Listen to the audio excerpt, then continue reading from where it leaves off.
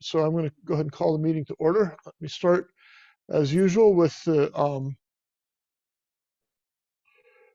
announcement about remote meetings. Pursuant to Chapter 107 of the Acts of 2022, this meeting will be conducted via remote means. Members of the public who wish to access the meeting may do so in the following manner. Join the Zoom meeting at the URL posted with the announcement. No in-person attendance of meetings of members of the public will be permitted, but every effort will be made to ensure that the public can adequately access the proceedings in real time via technological means. In the event that we are unable to do so for real reasons of economic hardship and despite best efforts, we will post on the Westborough Public Library's website an audio or video recording, transcript, or other comprehensive record of proceedings as soon as possible after the meeting. Okay, welcome everybody. Let's see.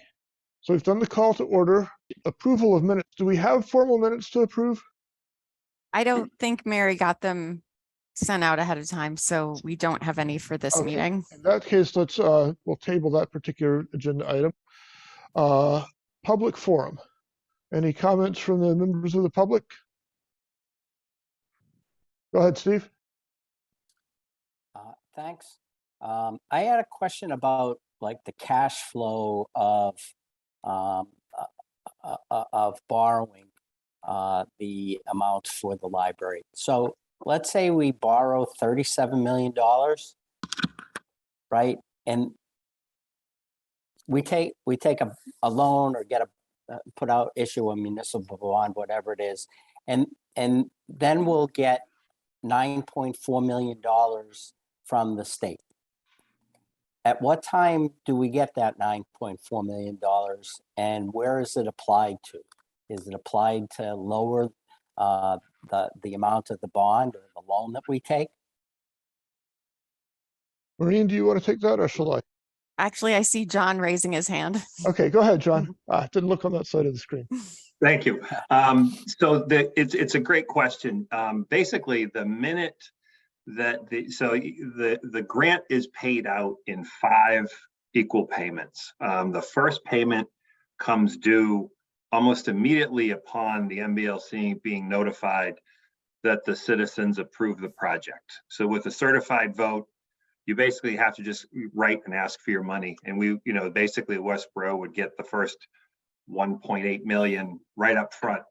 So, you actually get to finish the design basically on their nickel. So you're actually borrowing less.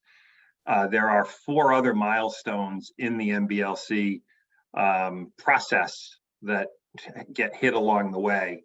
And again, don't, I have to refresh my memory and look, but another one when the design is, essentially done, one partway through construction, another one when you get occupancy, and another one post-occupancy once everything is closed and the final report is filed. So you essentially, the first payment cash flow is a good start, a good bit of the kind of final design and getting you to construction.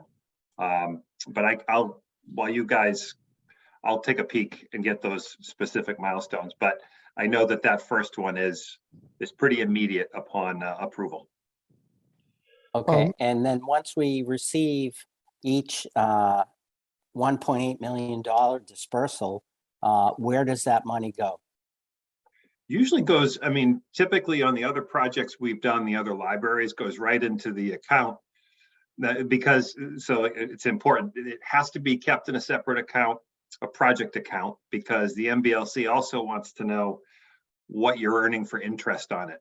Not for any penalty or anything, but to understand, hey, we gave you 1.8 million, you're not going to spend it right away. How much interest do what's that account doing? How's that account performing? So they will ask for that. So typically what we see, Mr. Privilegier, is that it will go into the same account that the funding would go into if it were borrowed. So that, so bills are all paid from kind of the same place. And just to be clear, we don't take money out and put it in a big squish pool to borrow. I don't think. Yeah, I was going to say that. I'm sorry. Go ahead, Steve. Yeah, but we've already borrowed, 37 million minus 1.8 million. No, we don't borrow the money till we spend it, Steve. So you need it. We never Okay. borrow. We do short-term borrows to pay certain bills once a year. They will borrow based on what we need for, say, that year.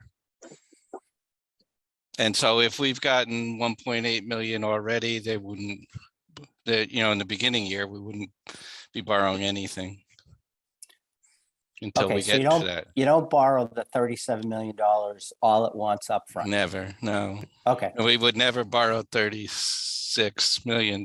We would borrow at most the 27, given that the other money would probably be coming in before we would have to borrow. okay. Good to know. Thank you. Any other members of the public here? I'm not seeing any. Just wanted to check. Steve, any other questions for you? Nope, thank you. Okay, thank you. Okay, let's go on to the next item, which is discussion of special town meeting presentation. I want to ask the first question. Can someone give us an update on the status of the various meetings related to the related meetings? I know we've got a select board meeting tonight. I believe we have that. Is that correct? And That's can someone- correct. Yes. And what time and where? That's at 5:30 at Town Hall. Okay, so the usual place. Yes. Okay. Walter, I think you mentioned that the Finance Committee would be interested in hearing from us, or at least would be discussing this at some point. Yeah, so right now they're doing polling of either Monday the 21st, Monday the 28th, or Thursday the 1st of December, waiting for the select board to actually pick the date of the meeting. But I've heard that the select board is considering, so either the 5th, 7th, or 9th, is it? Whatever the Saturday is, 10th of December. Of December. Yes, so 3rd, we 10th, would or have to 17th. meet by the last week of, yeah. So that right now, those are the dates, and I don't think they're gonna get set until after tonight. Which of those 3 days? Okay. And I'll ask Mike. I'm not sure we need another presentation because I don't think there's particularly new information, but I think it's valuable in having some people there. It's a public meeting, just to prevent disinformation. Probably Okay. the best way to put it. Okay. Great. So with regards to, I'm just looking ahead to our next meeting. I think we will want to schedule that in relationship to the Advisory Finance Committee meeting, whenever that is, and the special town meeting. And we won't know when those are until after the select board meeting tonight. So I think we probably, do we want to just set one up for a week from now to keep the pattern going? Or I'd wait say and see so. what I'd say so. John, you got your hand up? Just when you're done, Ed, I put the milestones in the chat from Thank you. right from the MBLC website. Just everyone can have a look. But basically, you'll get your first 2 payments before construction starts. So you would get one now, and you would get one right before the project starts. So it's actually, you're actually cash flowing even the start of construction with their money, which is great. So the whole design phase would pretty much be paid for by those and Yep. into Yep. construction. Yep. Okay. Nice notes. Thanks, John. Thank you. Okay. Back to timing for the next meeting. Next Tuesday, will that work for people? Mhm.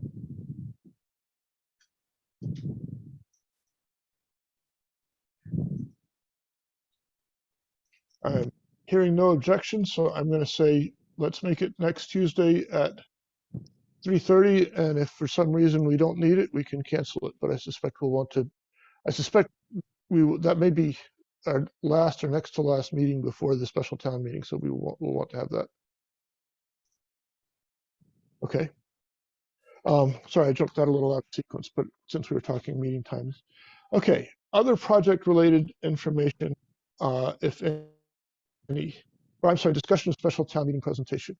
I've been thinking about what to do, what we need to get done, and what we have time to do.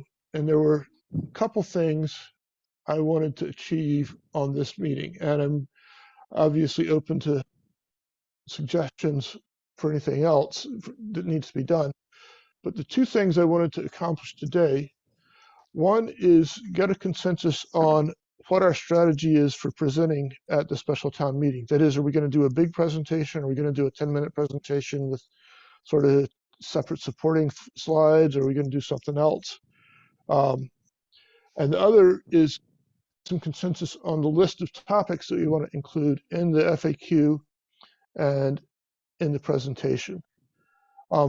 So let me ask first, what do people think about the various strategies that have come up? A long presentation, a 10-minute presentation with extras as needed, or something else?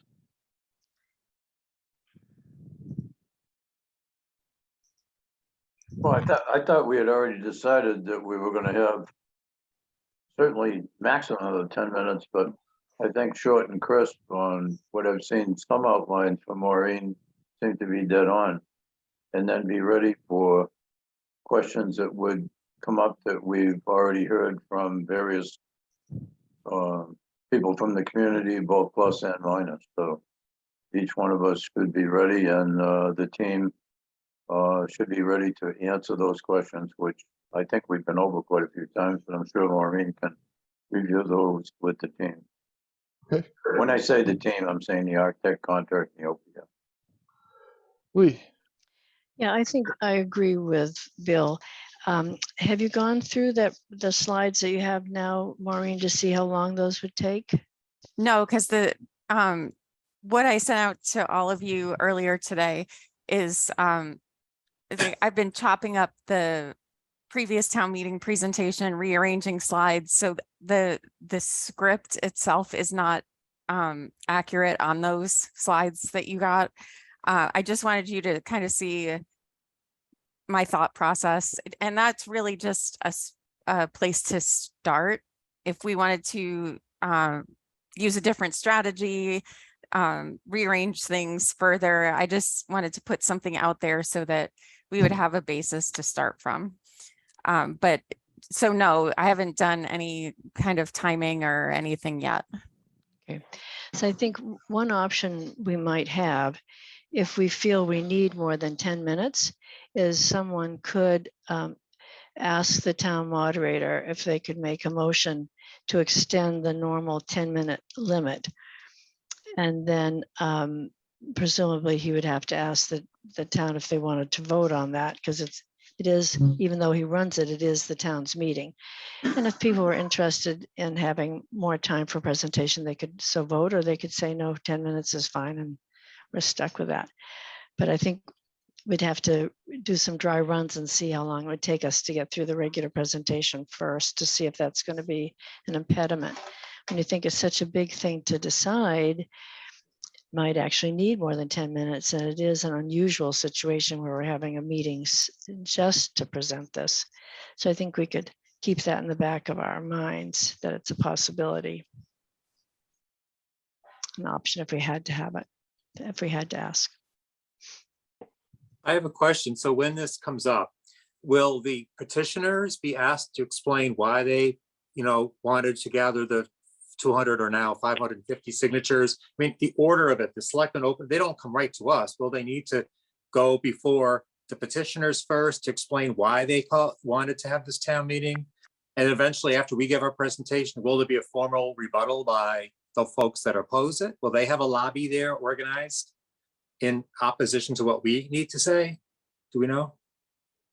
So I don't think we have to, I don't think they're required to say anything, Bob.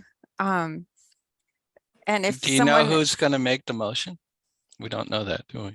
Who's going to make the motion? Yeah, there's two motions at least, and there may be a third article at this meeting, but What would the third article be? they're talking something to do with that property we just bought, Oh, but one of the I see. parcels not, are going to conservation. Oh, Anyway, okay. they'll talk about tonight at the Okay. meeting. It's a small thing. Yeah. The planning board will make the zoning Yeah. motion, and then I will probably make the First one. first one. Yeah. I would think it would be appropriate for John Arnold to do a short discussion about state law in regard to how we ended up in the second special town meeting in the process that got us here. I don't think we or the select board, it's certainly not we, maybe the select board, but somebody official from the legalities of it. How did we get here and why? I think that would be quite appropriate. John Arnold's Good point. probably the best with that. Yeah. You could just suggest that. But do you want to reach out to him to ask him if he would do that, or do you want me to? Whichever you like. Maybe it should come from you. Okay. I think Ed would be best too.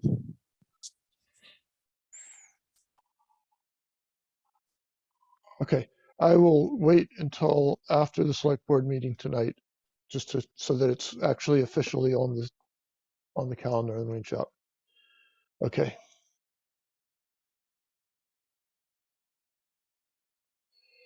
Okay. So what I'm hearing is that we should plan for a 10-minute presentation with extras, but we sort of have a backstop of asking for additional time if we need it, either on the town meeting floor. So, okay. Okay. Cool. Yeah, I guess my point of view is I'm not that wild about really long presentations. I think this is the second time through. I think we'd be better to be able to respond to discussion than go on a 20-minute discussion of this. I'm with you. Yeah, I I think agree. there's a risk of saying, oh, gee, they're asking for too much. They already got a special town meeting. Now they're asking for special time. To me, it kind of depends on, can we get across what is critical in that 10 minutes? And we should be able to, especially having our facts, frequently asked questions as an augmentation. John, you had your hand up for a minute. Yeah, I just, I realized that I didn't know if something, Maureen, have you sent out the you haven't sent out the new slides yet? Or I did? No, well, Okay. they're not finished. What I sent out earlier today was sort of an outline. Okay, because I was going to say something. I said, wait a minute, I haven't seen that yet. And Yeah.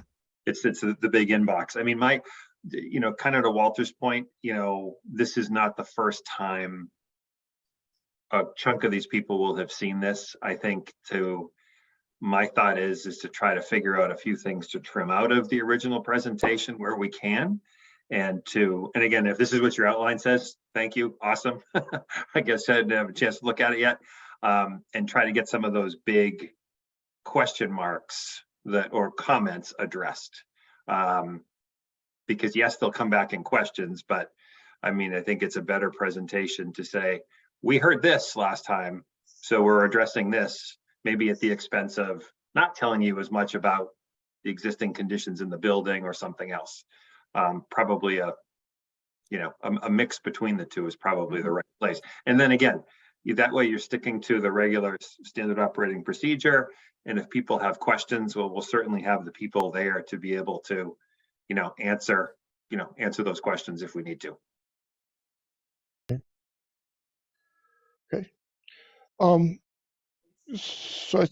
Okay. So we have that decision. And Billy, right, I think we had sort of decided it, and I wanted to get it. I just wanted to bring it up and make sure nobody had any huge screaming objections today. Next thing, I have a tentative list of questions from the FAQ, and this is basically the headings of the document Maureen sent around earlier this afternoon.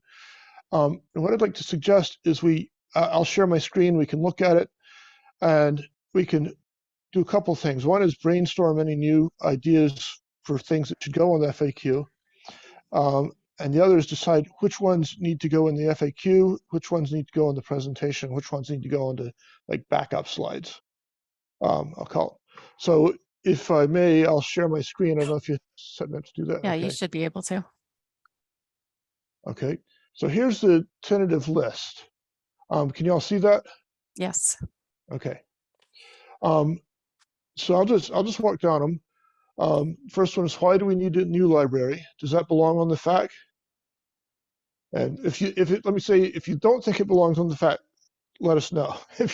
Some of these I think are pretty clear yeses. Mhm. Okay. Does it belong in the main presentation?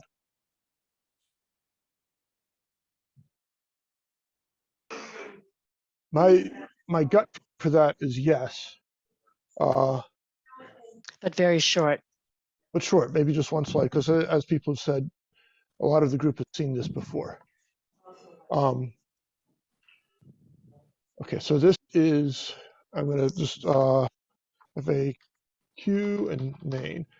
How much will it cost? Another Yes. question. That's FAQ and main. Is that what? Yes. How much will it cost the average single family household? Yes. We're trying to lean it. You might put that in FAQ only. Well, it will come up as a question. And in the FAQ, I haven't read the whole thing yet. I think we need to break it out by the annual tax bill plus the total over the period of time. In regard to the presentation, I think there's a main component and then there's backup slides. Right. So that if a question came from the floor in regard to the tax impact, you could have a backup slide that you put up. And it's a way to kind of be responsive and clear by having a slide prepared. Mhm. So you might have a third category of main and backup. Right. So, okay, so this, yeah. So I was thinking maybe just mention the number in the main. So there's like one bullet point, and then in the backup, we could go into a little more depth. Okay. Okay.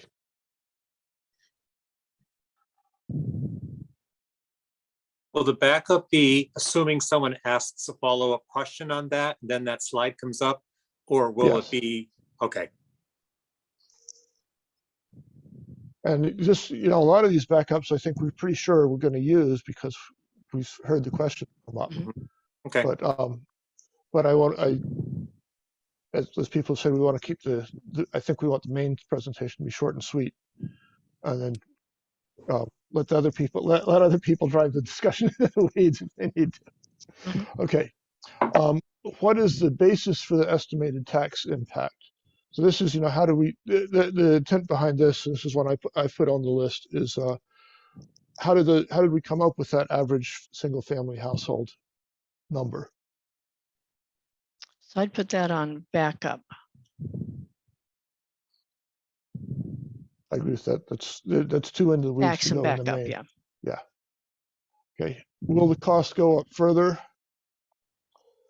We got a lot of questions about, well, how can we guarantee that this won't go out of line, be crazy and cost us a lot more? So I think we have to emphasize that we have very clear protections against that with our manager at risk. And if I could, I think that Dave Fontaine Jr. would like to, there might be a better way to ask that question, such as what measures are in place to ensure that construction costs won't rise further? I agree. Good way of rephrasing. Yeah, Bill here, I think John was going to prepare a slide about the at-risk presentation, and in that, it'll come out of that. Now, whether that's part of the main or whether that's a backup when a question comes up. But to me, that'd be the way to answer it. I think this is a combination of talking about the CM at risk and talking about the estimates, the numerous estimates, like, much like the answer to the question at the last town meeting. And then also an acknowledgement that this is how all of the, you know, all of the school projects have been dealt with to date in Westborough, including the just opened fails. It's agreeing to a budget number and then working to stay within that number. You know, going back to town meeting is not an option. You know, so that's the, you know, the idea is that the town has a good history of set a budget, work to the budget. And that's what we are doing here, would be doing here with the help of a CM. And that was from the audience, one of the erroneous misperceptions that was presented a couple times. We don't think you have a budget. Even from the finance committee, they said they don't have a budget. It came up like 3 different times verbally.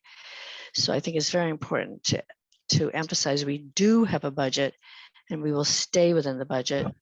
And other projects have come in under budget using the contractor at risk, have that all rolled in together. Mhm.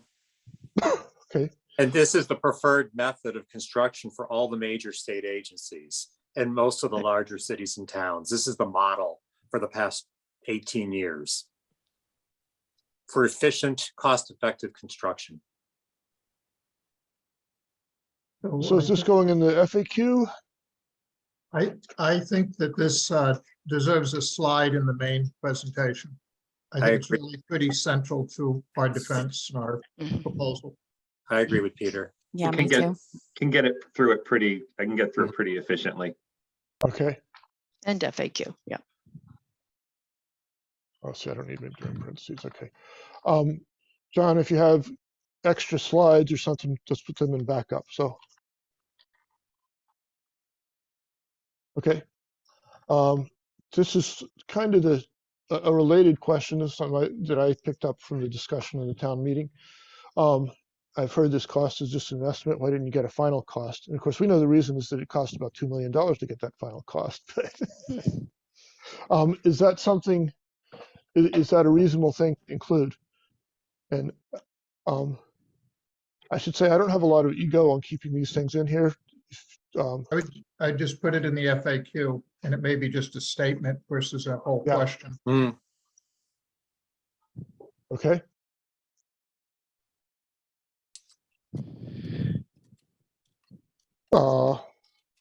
Why can't we just do repair, renovate?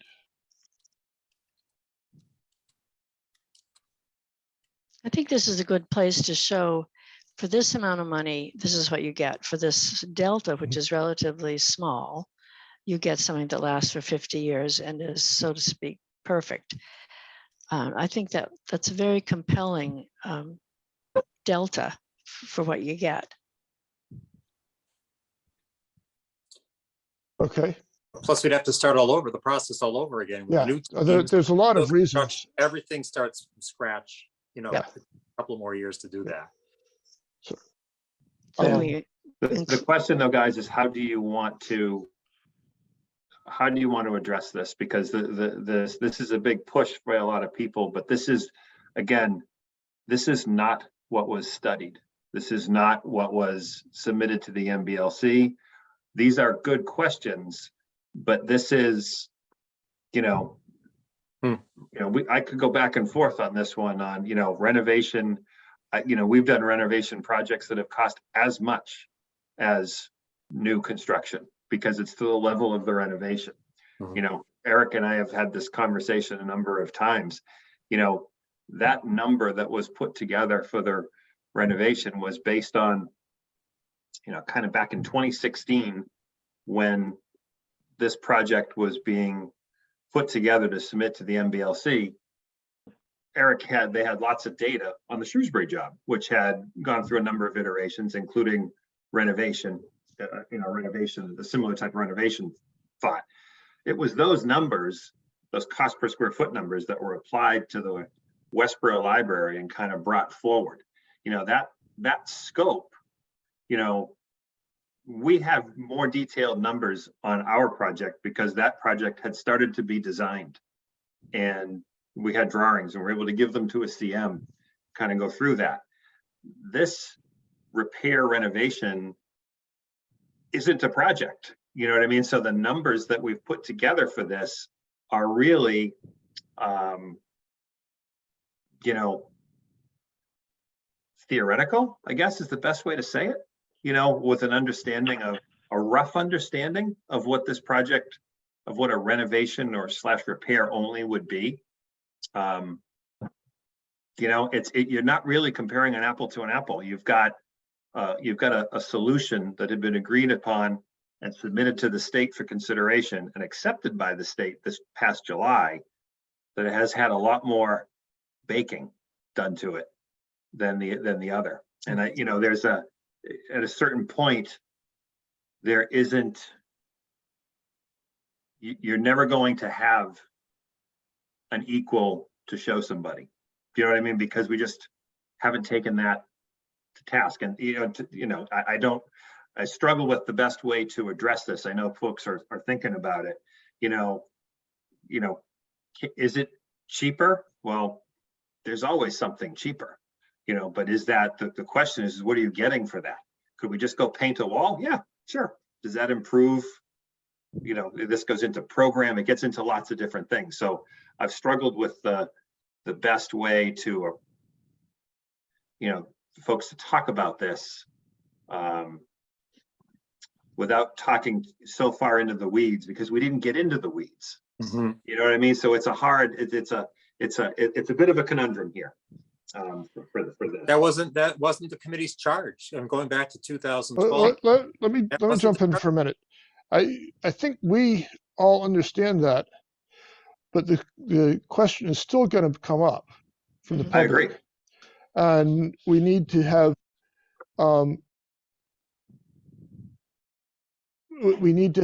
something other than, well, here's this number that we don't really believe, that we can give an answer for, to the extent that we can. I know we don't really believe it. Lee and Pete, you both have comments.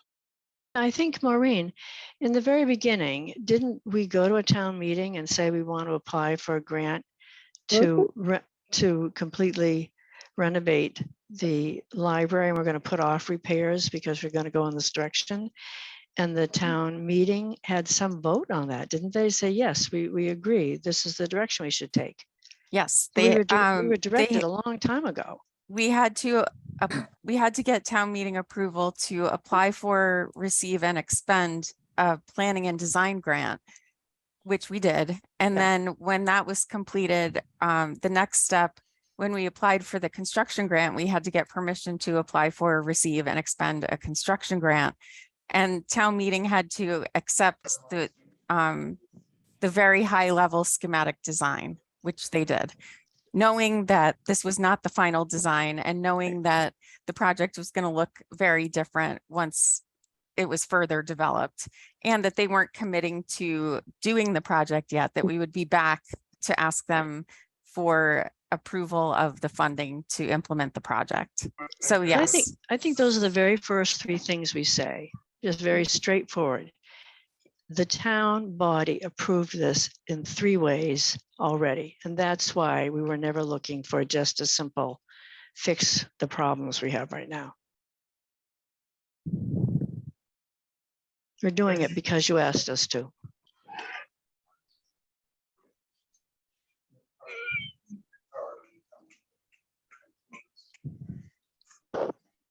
Okay, let me, I highlighted these 3 because they're all they're closely related. Pete, I'm sorry, I skipped your hand. Go ahead.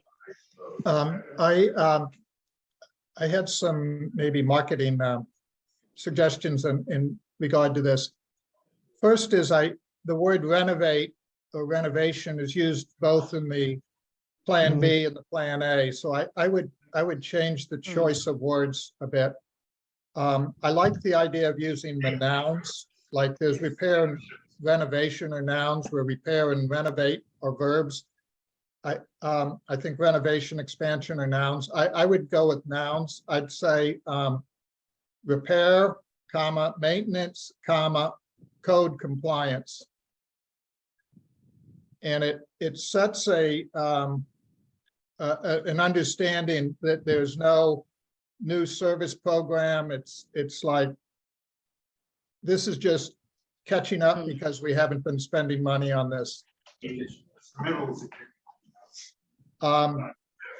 And others can argue with kind of the word, other suggestions on the words. And then on the renovation and expansion, I would get rid of the slash and put and. Or modernize and expansion or some, but get 2 words, but get a and in there, because slash can mean and or. Mhm. I prefer an and.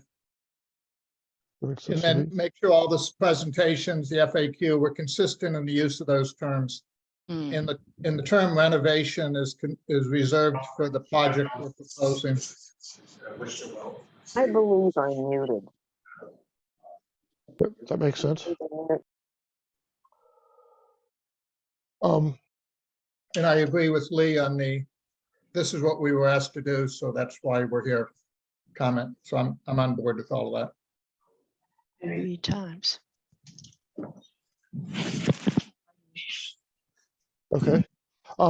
Taking a step back, is this something that belongs in the FAQ? I'm seeing nods and no disagreement. Does this belong in the main presentation or as a backup? Main, because it's one of the main questions.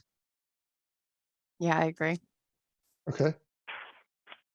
It Okay. maybe it should even be the very first.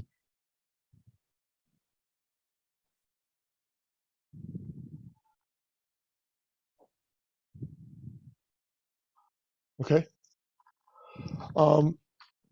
Then a related question is, why is that option, I'm saying so expensive, just because the 18 or $19 million number was mentioned at the last town meeting. And I think people don't understand that. I had one thought in regard to, I think it was John's comments. One way to deal with the uncertainty is to express a variance, like we think it's $18 million plus or minus 30% or something, where the renovate and expand is a number. It's been studied and understood. It's an upper bound, in fact, on a number. So it deals with the uncertainty by trying to express the variance.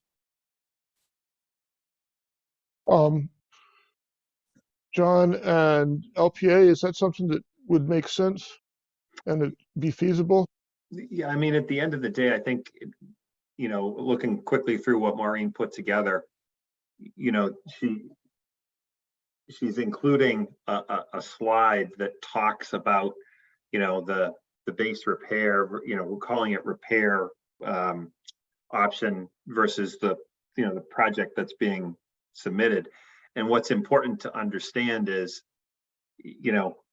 there's a lot of soft costs beyond the construction that still have to be dealt with. If you're going to do this, you still have to move out. There's $1 million budget to move out. You're still going to have to hire your professional staff, your project team, and that's still going to cost you $3 million, not $4.5 million.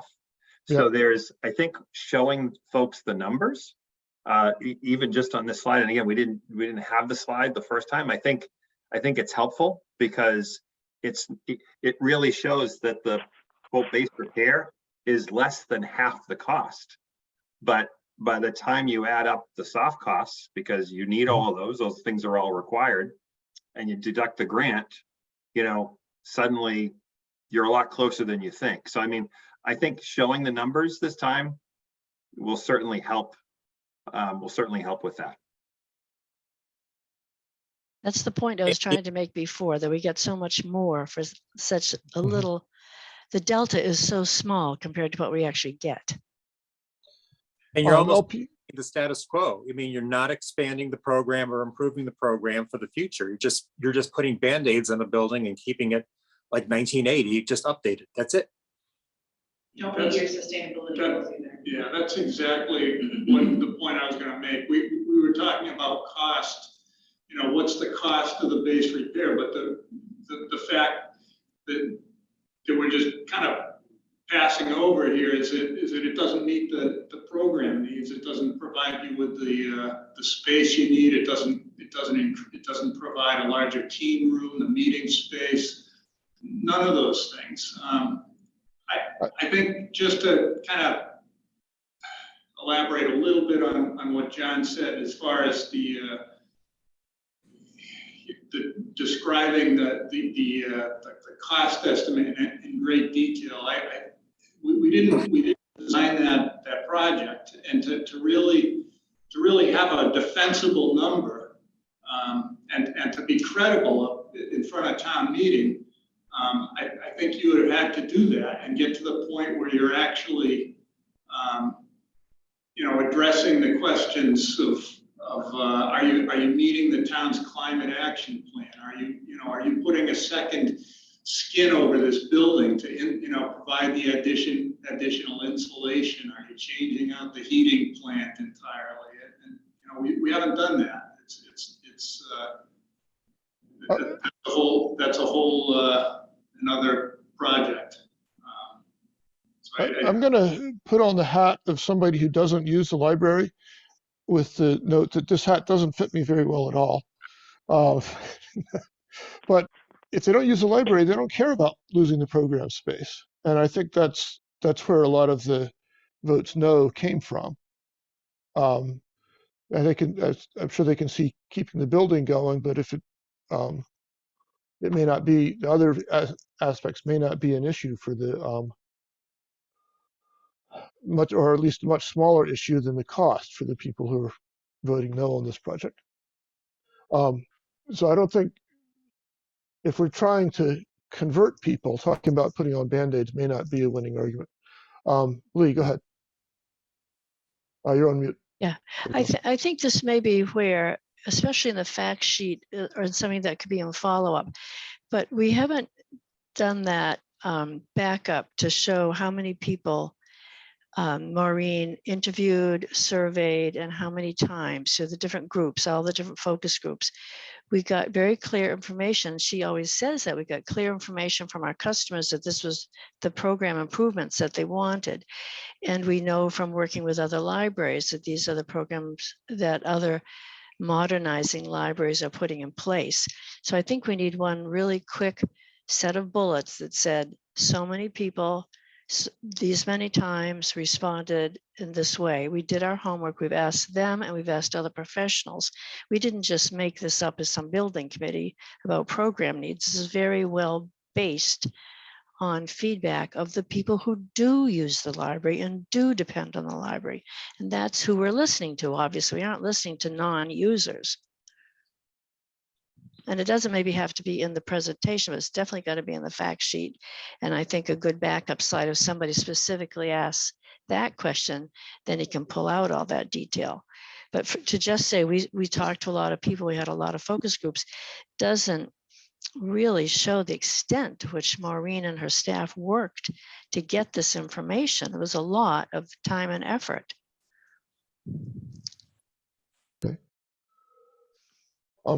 Let's go back to where we were. So we've decided that why can't we just do a repair, maintain, and code compliance?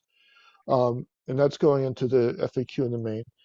Do we want to, what about going into a little more detail and saying that why the cost, what's behind those costs? Is that FAQ? I think is a yes. Does it go in the main presentation?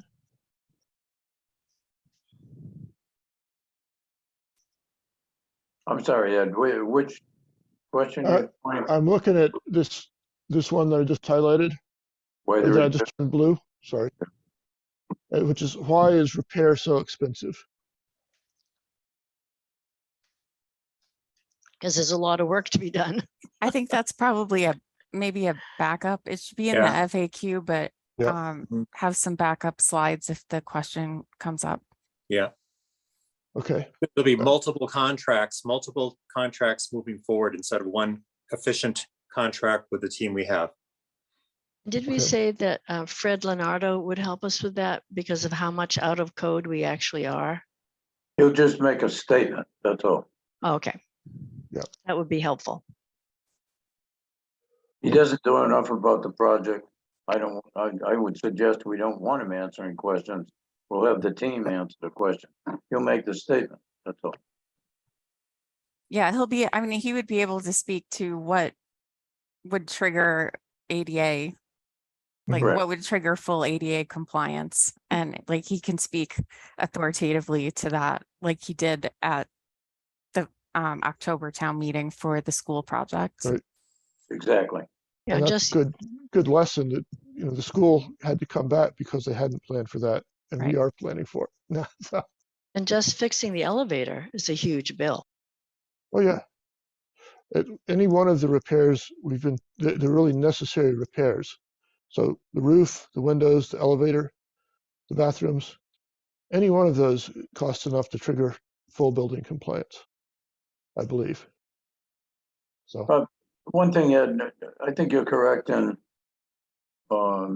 bringing forward the people that don't use the library. But one thing I think we're missing that Logano talked about is that we haven't even uncovered that, and the whole team has said that. We have to go back and spend another $250,000, $300,000 to design and develop. And first we got to go to town meeting to get monies to expend this. So we're anywhere from 5 years plus out before we get anything done on the building if we go that route. And I'm not sure people understand that. yeah, I have this sort of impression that people think getting a cost estimate is free. And that may be the case for repaving your driveway or something. It's a little bigger. Yeah, that was actually the point of this question. Why didn't we get a more complete cost estimate? And it's because it was going to cost $100,000, couple $100,000, to get it to the same level as the estimate for the library. Any thoughts? Is this FAQ, backup, main? FAQ, backup, and it also goes back to, and I think it has to be repeated again and again. We didn't get a complete cost estimate because that's not what you asked us to do. Three Yeah. town meetings asked us to go ahead with a modernization and an expansion. We just got to drum that into them. John? And it's also important that you mention that it's not just the cost of the estimate. That's small from the standpoint of you didn't have a designer scope out the project and draw the project to be estimated. Right. The estimate's the cheap part. Actually spending design fees to get to the point where you can do the estimate is the issue. You know, somebody needs to spend, you know, what was the initial LPA contract? $70,000, $80,000, $90,000? You know, plus whatever, you know, amount, never mind the sweat equity to get to today, to start over, you know, you would be looking at a similar cost just to get to a point to do an estimate. You know, you need somebody to have spent the time taking that program, figuring out that program. How can you make whatever program you have work in an existing building, and then figure out the scope of what those repairs would be. And then, you know, and then there's a couple of steps, multiple steps to get that type of a base repair scope completed to get it to a point where you could get a commensurate estimate from Fontaine or from LPA's estimator. John, you're absolutely correct. That's in technical terms. When I've talked to people in generalities, I try to tell them, picture looking at just doing updates on the old part of the building. That's not what we've scoped out. Right. The design has been to include areas renovating that area, including the back section that the whole library itself. So you can't automatically say use pieces just on the front end and on the back end. But I think pictorially, along with your verbal explanation, maybe they can understand it better. Visually. And there's also more inflation. The inflation would just add on because this, as you said, would be a project wouldn't start maybe for another 5 years. So there's a whole nother significant inflation that would be added to the repair. Okay. Lee, you mentioned getting more information on the needs assessment and the focus groups and all that whole process of defining needs. Is that FAQ, main, backup?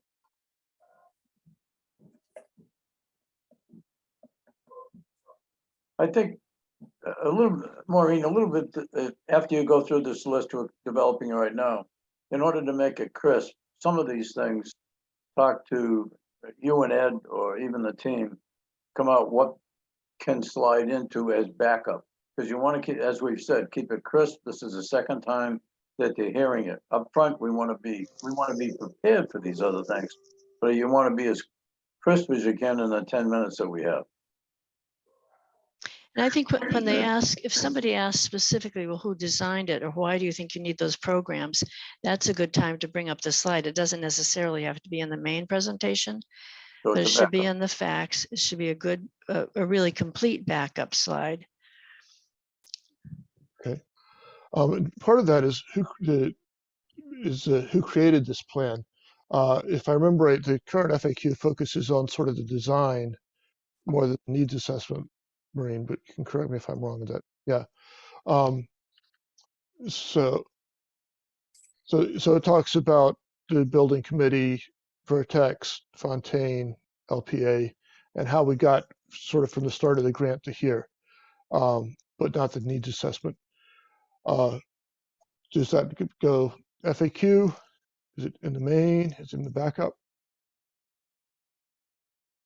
It's the backup. I mean, they know that the library building committee is presenting the plan, so the players themselves, the folks that were plugged into it, we can always have as the backup. I don't think we need to expand on that originally. Okay. Maureen, based on what Ed just said, think about putting together a flow chart in blocks, if you will, and maybe that would explain it to the public. Actually, I have something that Christina and Eric will show us in a few minutes that might Okay. address that. Good. What One- happens? Sorry, go ahead. On the who created the plan, a kind of conceptual thing I'd say is I would always start with the community demand started the process. It wasn't started with the architects and these other things. That was kind of down the road. It started with the community expressing the need for it and distilling that through public hearings into a proposal that then went to the design process and so forth. So you, the town, began this process. That's great. That's a great perspective. So we may want to have just one big FAQ covering the whole process. Okay. The next one, what happens if the renovation and expansion doesn't pass at the town meeting? Where to? Is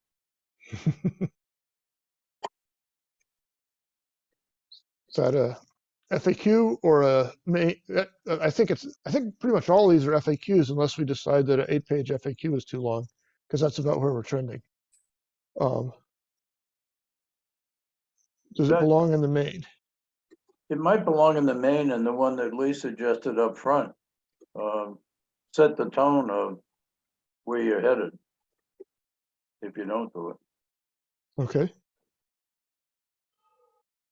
Any thoughts? I think that'll take a little, it'll take a smaller group of us maybe to sit down and really flesh out what we would want to present in that. And I think that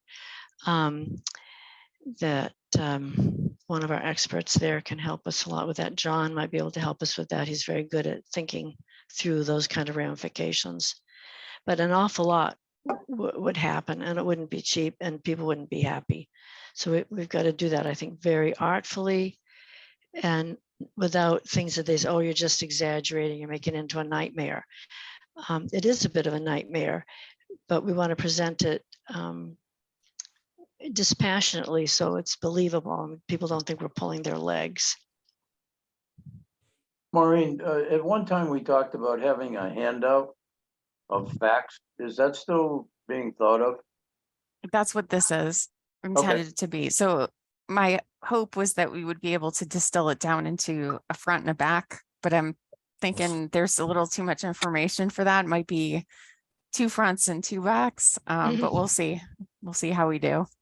Or a really small font. No, no small fonts. Well, But a potential third sheet or half a sheet is telling the expertise of the team that we have. Good point. They're top notch and they've worked together so far. Great for us. And they have experience here in town. And the contractor has experience on both sides of the way of constructing in Massachusetts and beyond. You know, the public needs to know the quality of the people that we have, not listening from us, but listening from them. Already, I think you actually mentioned that in one of the questions or one of your bullet points, is that the team is made up of trustees and citizens and folks with construction background. I think that's in there somewhere, I read. The library building committee. Oh, under 10, after it says the last 10 years, who created this plan? It's the middle of page 2. Who created this? The architect is, the OPM is, the construction manager is, Fontaine, 89 years of business. The library building committee is made up of residents who represent various other boards and committees, groups, the trustees, select board, advisory finance committee, municipal building committee, and residents at large with construction industry experience. So it's there, just probably put it somewhere where it's. Good point. One thing that I want to just go back to the question before that Peter mentioned and talked about, start with the community demand, then go into how the project got started with the project team saying, it was you, the voters, that voted. It wasn't like the architect or the building committee. The town voted to do this. And I'm wondering, instead of putting it as FAQ, do we put that in one of the opening things? Yes. Why we're here? Yeah, right up the first 3 things, I think. Blinding flash, the obvious. And I think maybe that goes in the beginning. Right. That's what I'm saying. It should be the first 3 facts. Got to ground people. Okay. Steve, you have your hand up?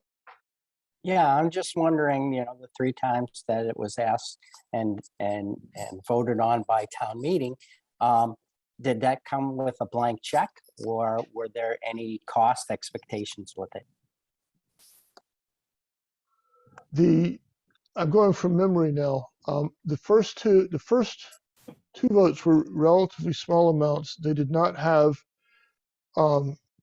actually, the 2016 we did have an estimate, and that was the $24 million approximately estimate that has since escalated up to the 37, 38 that it is now. The ones before that were just really getting started for the first one in a schematic design. Those were much smaller amounts. Yeah, because nobody's fault, but it went from 24 million that I supported doing the expansion, the library expansion at $24 million up to $37 million. And that's a big difference. I think that's a concern of a lot of people. Just saying. Thank you. Yeah. Steve brings up a very good point. But some of that, Steve, I think you've heard us say that we were at the mercy of the state, the library commission, the library entity, that they didn't award it on time. And we kept after them. But we acted as soon as they put us at the top of the list. And secondly, it took a year for them to say, here's your money. So you're correct. But some of it was out of our control. Inflation. We did keep the town aware as much as we could. Lee, you've got your hand up. I was just thinking about the fact sheets and how they are going to be long. And maybe one way of approaching that is to have sort of divide up like a finance fact sheet, a history fact sheet, something like that. So people can quickly go and see, well, where am I going to find that? And they don't feel like they have to read through everything, to catch something very specific.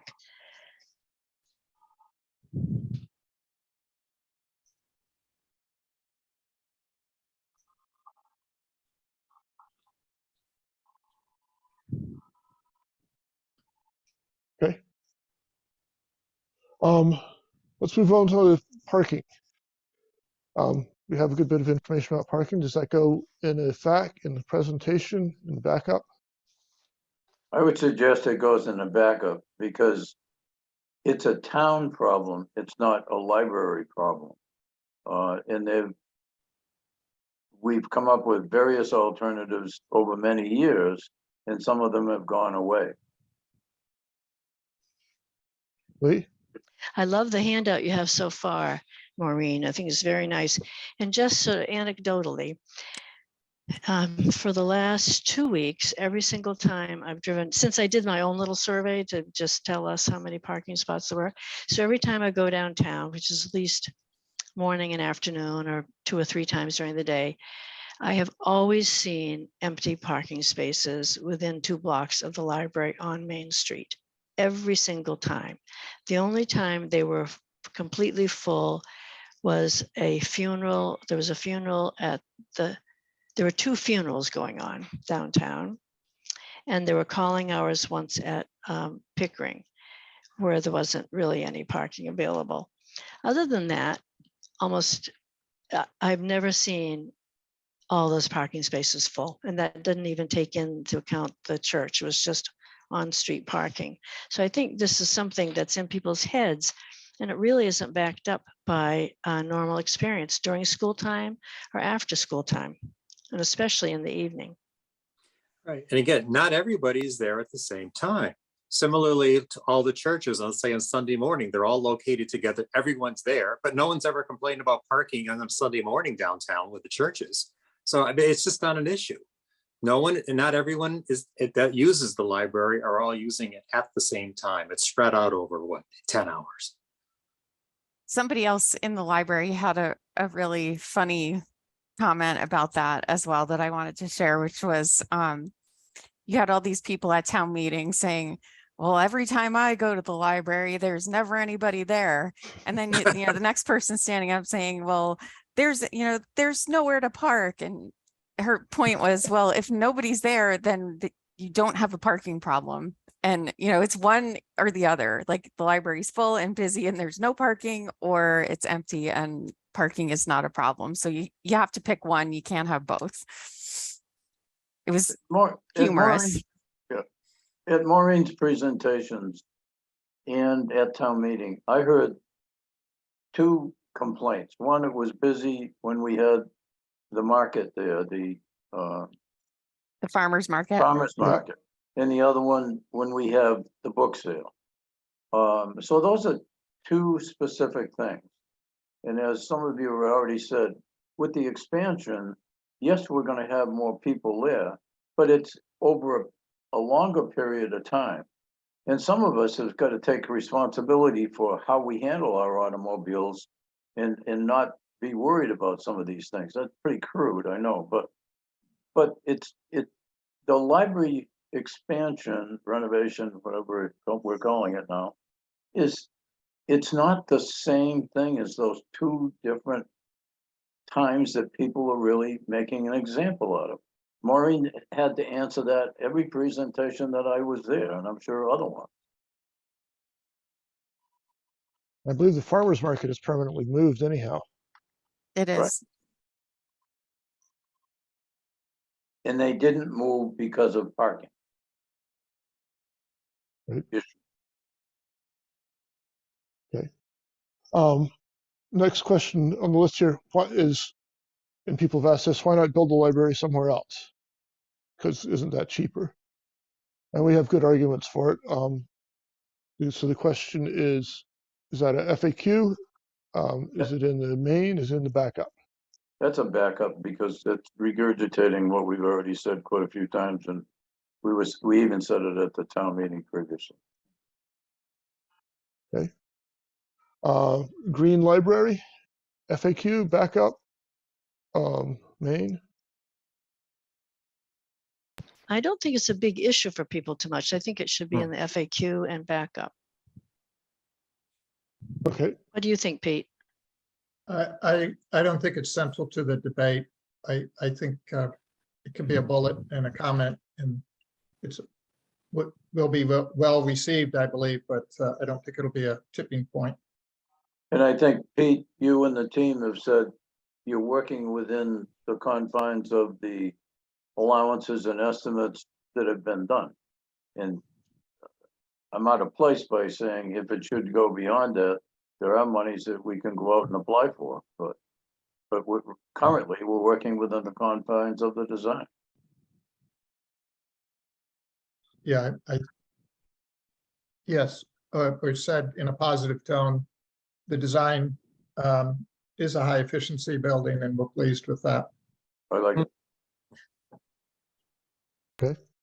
There is potential for gaining new grant money associated with some of the what's been proposed also that aren't in any of the counting so far, but none of that can be taken to the bank yet.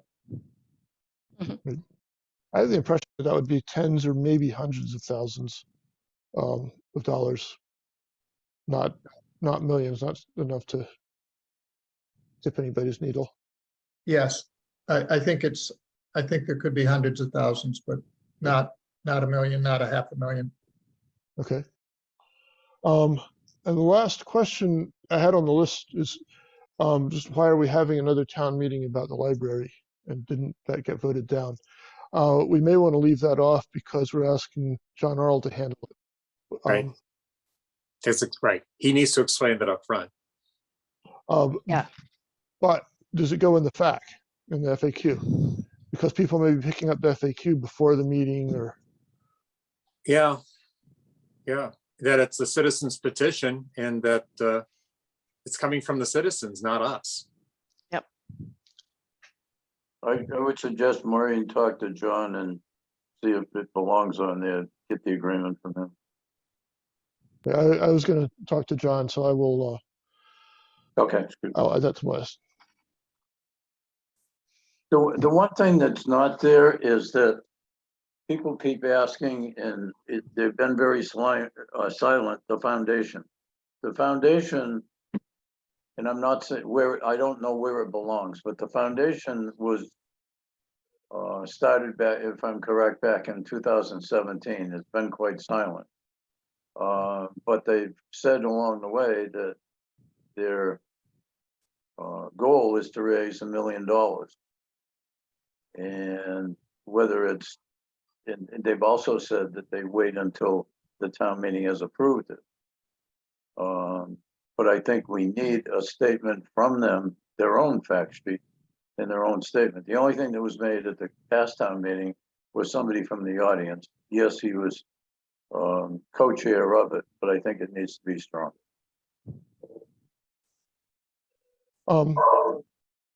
Just to gonna raise my standard questions. Is that in the FAQ? Is it in the main?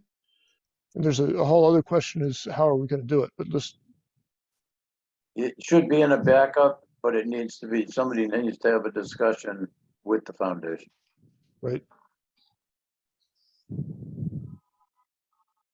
Lee, do you have your hand up? Yeah. Yes, I think somewhere we need to acknowledge the money that's been spent already and where it came from. So the Board of Trustees have already funded this to like 250,000, something like that, Maureen. Yes. And then we have the foundation that says they're going to try and raise $1 million. We have the grant from the state. We have money that we'll have to raise and appropriate. And then we have this other money that we may be able to go after. And maybe that's just one set of bullets on this finance section we do. But I think it's important to show that the library trustees have put money into this so far, and to people that are concerned about where the money's coming from, it isn't that we just have our hand out to the taxpayers for everything. It's divided up over different groups. Bob? I have two questions because my second question just came on the heels of what Lee just mentioned about how much money has been appropriated to spend so far or raised by the trustees. If they say this project fails and it goes to a renovation, does those funds spent evaporate and we have to start all over again with a new design or whatever? Or are they going to be baked into the newer process? Because you don't want to waste those funds that have already been expended. If we don't get approval and they want to go repair route, with funds that have already been expended lost, or are they? Pretty much, Bob. I mean, Yeah. we unused. can't, if we're just gonna repair, we won't be using the The funds we design already- work Yeah. that has already been Yeah. done, so. That's Yeah. huge to put in there. It's a waste of the taxpayers' money to go another route at this point. The other thing I wanted to add or bring up, or maybe we should bring up, I know we talked, this was brought up by a resident or a neighbor at the meeting, and we talked about it, I think, the last meeting of the building committee. And Walter, I think, addressed it pretty well, but it was the concept, I think someone may raise it again. Don't be fooled. It's not 37 million. It's going to be 55 million because of the cost of the borrowing. And even though Walter addressed that, I think other people in the audience may say, yeah, that's right. You know, is a conspiracy theory. This really is a lot more. And they're not telling us the whole truth. Don't be fooled by this. Should we be prepared to say, bring it right up and say, no, no other project gets funded this way. And it's not that's the way it's presented. At least in the fact sheet. Okay. My own thought on that, and I agree, Walter said this before, I think, and I agree with him. It's actually a good thing for the AFC to be looking at. You do want to have some idea of what the total cost of the project is going to be. And I personally think we should acknowledge that the AFC has done this. I think this is the first time. Is that correct, Walter? Yes, Okay. And that it's for first time, we did for the sewer project and this one this year. Yes, okay. So this is the first year that the AFC has provided that information. correct. And we feel it's useful information. But, you know, in fairness, you should really look at the cost of the project, not the, you know, we're voting on this number. We're not voting on the $40 million or whatever that estimate turns out to be. Just like if you Walter is buy a always house. right. Oops. I Walter- think we Well- don't want to go after the idea of showing that information. That's where I am. Sorry, I'm interrupting somebody. Yeah, it's Bill. Walter is correct, but the other one has been missed in the past, the same thing, bringing up the monies. And even in the last town meeting, Walter, wasn't it 4 million or thereabouts for Hastings School? Nobody said how much more it was gonna cost to do that. I So think it's in that there. wasn't that free cash. Hastings, we didn't do it the last town meeting. We put it aside, I thought. Good point, but when you were evaluating it, that Well, cost. if it wasn't a borrow, there's no borrowing cost. Good point. Some of Good those point. other ones are coming from, what did I say? The thing that the tax collector has, that fund. So, sorry.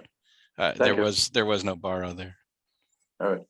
I didn't mean to like put it out there. I just mean we need to be prepared with the back of the pocket response if this comes up, because it could come up again. I think it will. Let me ask, does it need to go in the FAQ and does it need to go on a slide? Yeah, thank you. Back up. I'm not sure I would write it that way. Okay, you got to say, yeah, you're right. Have you The got a better price suggestion? on, well, I mean, I don't know. First of all, we want to stick with the 36 point whatever, Yeah. but I think it's, plus borrowing costs or something like that. I think because it's a total red herring because yeah, the net present value of the total payments, the 52 million, the net present value is 57. That's how you get it. So you take the 57 and you pay your interest over time.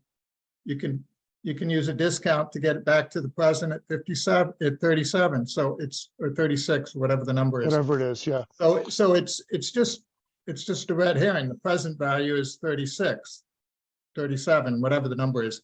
The Yeah. present value of all those future payments is 37. Or whatever it is. well, yeah, and to the town, it's that minus the Yeah. Right, Right. and that's Yeah, it's 20 if we end up using the full amount of the 37 million, Right. which we won't Oh. because Good it's point. 37 million, 36 2.7 million less the grant, less fundraising, less any other grants. So But the interest doesn't belong in the calculation at all because that's the time value of money calculation. So right. it doesn't belong in the number.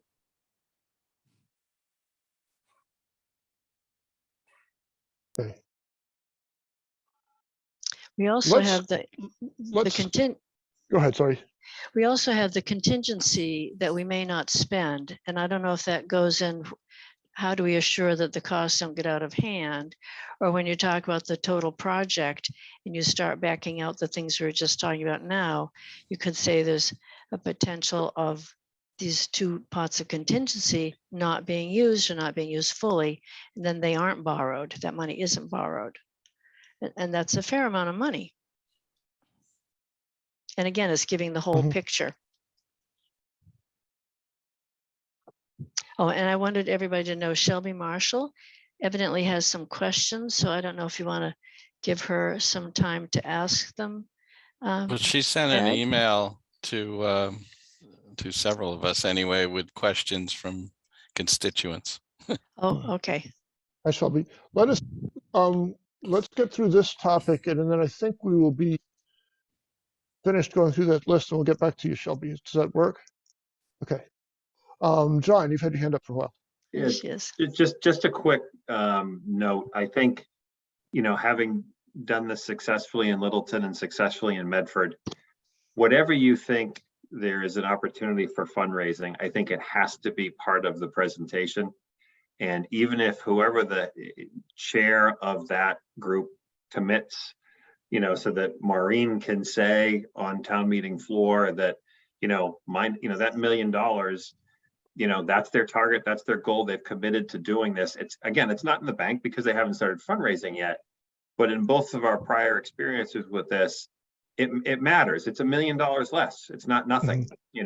I think if that's there and it's real, it's there, and we show it on the list. And then if that comes in, that will, we'll figure out the way to get it into the, to the town, the best way to make it out. And I think this is the opportunity to say that. A lot of people have said, well, what about? And if the group is going to commit to that, it's time to make that commitment and put it out there. And we've got, 2 years, you've got about 2 years to collect it all. So time to get started. So I think we should, if Maureen can speak to that person before, have the conversation, and be able to relay that conversation on town meeting floor. Again, they've made a commitment to raise this amount of money. We're letting you know that. I mean, obviously you're still going and having to approve the project at the 36. Okay, but to your point, it's the 36, net the grant, net any other grants, net any fundraising, and at the end of the day, it kind of all, that final number, we don't know that final number till we get to the end, but at least we know that there's an opportunity there. Okay. Any other suggestions, thoughts, questions in particular? Any more items for the FAQ or the slides? Lee. I've heard a couple comments from people who usually have a pretty good thumb on the pulse of Westborough, and they feel that it's confusing for us to say that this is the center of the town, because it gets confused with the town center, like we're going to have a recreation center or a combined senior center and recreation, some kind of new town center, which, as we know, isn't on anybody's building plans yet. It's just some sort of concept, but we're not trying to say that the library is going to become the town center in that sense of this, new building or complex that people want.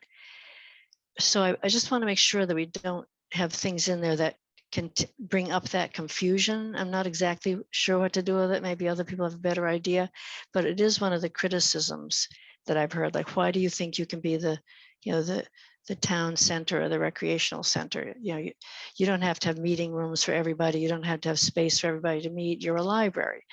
So we don't want to say we're trying to be that for the town. We're trying to be a really modern library. So I don't know what to do with that distinction. Maybe Maureen would understand that. Has anybody else heard that kind of critique? Yes, yes, I have, Lee. But don't forget that when we put this whole proposal together, there wasn't any space, and there currently isn't any space, and buildings yet to come are still quite a few years away. So it was not something that we were trying to take ownership on. It was what people asked for, and it's also, Maureen, correct me if I'm wrong, but what the Library Commission tells us that we should provide. Lee, did you have any other comments? I think, Maureen, I think if you can put wordsmithing that on your plate and we Yes. can go after it. Yep. Any other comments, Lee? No, thank you. Shelby? Yeah, I hope we haven't lost Shelby. Hello, okay. Yep, I'm here. Thank you for the opportunity to speak, and I will just take a moment. So I did send an email, apologize for not sending it earlier. I sent it to lots of you, but not everyone, because I didn't have everyone's email on the library building committee, but I do ask that a copy of it be shared with all members and the trustees as well, I think in just full transparency. So really the purpose of the email, and I'm not going to repeat it because you've covered a number of things, but perhaps in your next meeting, you want to look at some of those points. It really comes down to questions and concerns that and really unanswered questions that have been raised to me as we went into town meeting and since town meeting. And so, and they really break down into kind of three fundamental areas: fundraising, kind of the project costs, and just kind of the full renovation versus, I think it was used like repair and maintenance. So that is in the email. Again, apologies for not sending it prior to this meeting to be considered. So thank you for the opportunity to speak. I don't have anything else. Okay, thank you. So we'll review those, and those will add them to the discussion for next Tuesday. LPA, I believe you have something to show us. Ed, are we on? Okay, we do. We have we've revised the rendering and a flyby to make it a little more painterly and to show a little more green space in the front of the building. We've also adjusted some of the colors. I know there were some comments about things looking very almost like everything was painted white, and so we've tried to update that. Is it all right if I share my screen? Sure. Take you out. Oh yeah, absolutely. I'll stop my share. From side by side. I could, yeah.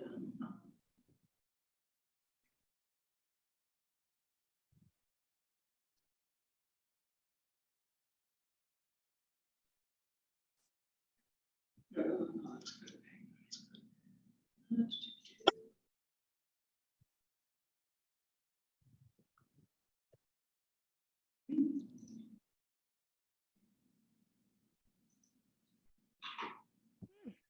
Everybody see that? Yeah. The one on the right was the original one, and the one on the left has been adjusted. It's the same view. We haven't changed the actual building size or anything else. We've just kind of updated the vegetation and plantings, made things a little bit softer, and updated the colors so they read a little better. Anything you want to add? I don't think so, no. We added the bench out in front, as we did hear that folks were concerned about not losing that seating area in the front. So if you do zoom in, you can see that the bench remains. All right, you brought the landscaping up to the gazebo there, or Just a whatever little that bit is. more grading in that area. Looks good. Yeah, I think the colors made a big difference, having the brick color and the painted window color a little bit more in contrast with each other. I think the ramp looks less imposing with the dirt going up to the Yeah, thing Agreed. instead of just standing there like a big round cement block. Yeah, that's looks a much lot better. better.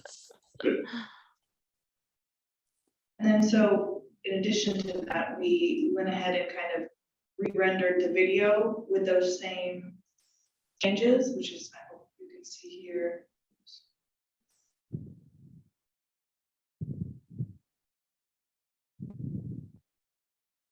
Here we just to the landscape and the 3D model. We've adjusted the way that the existing building materials are showing up, so it's a little bit more true to life.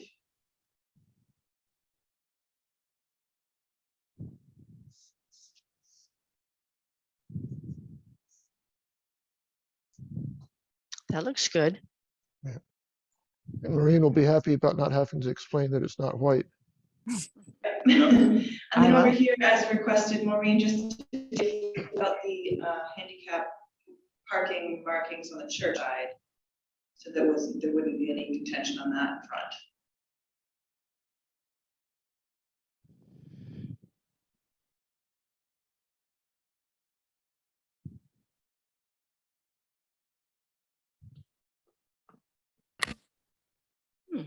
That's very nice. Looks great. And then Maureen, did you want me to look at any of those other ones that we had kind of come up with? Yeah, if you want to just point those out too, that would be great. This out of the archives. This is the parking study that we did back in 2016 that shows a 350-foot radius from each of the existing entrances, a number of parking that we counted. So, You know, Before you go too far there, I thought all those spaces behind Forbes are now police cars or something. all of them. I I thought don't that think, these ones were the reserved ones. I don't believe they're all reserved.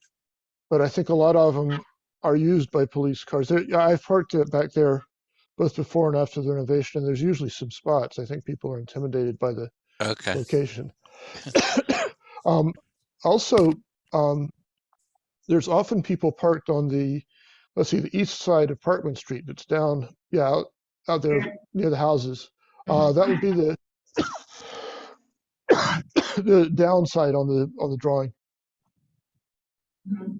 Yeah, out along there. People only park on that side, but it's not uncommon to have a row of cars out there, particularly if there's something going on. Okay, we can add those in. And the 350-foot radius doesn't extend all the way to the town hall, but there is obviously some additional parking in that area that Yeah. probably not be used most weekend days when the library will get heavy use. We didn't go as far as Lee's analysis. I think you had it going all the way up to West Street past Church Street. We Right. don't extend that far, but obviously there would be some additional parking beyond the 350 feet radius. You know, something that's interesting, that's 5 more spots than there were, I think, in 2016, because they painted lines in front of the Forbes building after that renovation. I would suggest that we not count on getting all those spots behind the Forbes building, because a lot of them Yeah. are reserved. I would agree with that. Right, there are 16 spots that are there that are under the carport. And those are, we have an expert on hand. Those would all be reserved, Al? Yes, those are all for police parking only. Yeah. Okay. Then you got the cars down changing shift and the shift people there, so it doubles up too at times. Absolutely. We can take a look at that. Try to update that as best we can. This is one of the documents that Maureen asked us to grab, and I think that you've seen this as well. This is showing what the existing space is versus what is desired and required by the new educational program. Everything that is not provided in the existing building is shown in red. Interesting. That's an interesting depiction. The question regarding the what was previously studied here was the base repair, the partial addition renovation, the expansion addition renovation, and then the alternative sites that we looked at back in 2016. So this is a quick plan graphic that shows the downtown business district and these kind of remote sites that were looked at back then. Okay. And this is just a quick study I looked at to try to find a fun way to show the timeline of where we've been since 2020, 2012. And it kind of, I'm going to keep working on this a little bit, but to try to summarize it on a slide to show how long we've been working on this and all of the various, milestones that have passed and where we are here today. So I'll be working with Maureen to kind of spruce this up a little bit. We should probably get that in the library logo colors as much as we can. And maybe you've already done that, come to think. Lee, you've got your hand up. Yes, I would add too, that's a perfect place for it, the town meetings where there's actually a vote on the project, which years there were votes at town meeting on it. Yep. I have a list of those that I went back and figured out which ones they were. So I'll share that with Christina and we'll get those worked in. Yeah, perfect place for them. That's great, thanks. And this one we threw in here as well, just because it shows clearly where exactly the existing building is with the blue dashed line. So you could kind of make the point here that it's not really a huge expansion of the footprint that is like beyond the footprint that is existing. So that's why this comes in here for your use. You can continue to tweak these or provide any assistance you might need as we go forward toward that meeting. Excellent. Thank you guys. These really look great. Yeah. Okay. Anything else for the meeting to discuss? A lot of good progress. Maureen said that, sorry, go ahead. I did have one question about the planning board hearing. There was an email from Jim Robbins, Maureen, I think you forwarded. Oh, right, yep. Is there a date for that hearing or is it? I'm pretty sure they're going to hold it on the 5th. Okay, so we should plan to attend that. Yeah. If that date changes, I'll probably know that tonight after the select board meeting and I will let you know immediately, but I'm pretty sure they're going to post it and advertise it for December 5th. Okay. Put that in the calendar. Thank you. And the town meeting would be on a Saturday. The But Jim we Robbins. Jim Robbins no. was suggesting that there might be a Monday, the 5th town meeting. We'll know after the select board meeting tonight. It's really up to them to set the date. The petition supporters had requested a Saturday, but whether the select board wants to do that or not, and if the auditorium is available with the gym also available in case of overflow, I'm not sure. So, but we'll find out very shortly.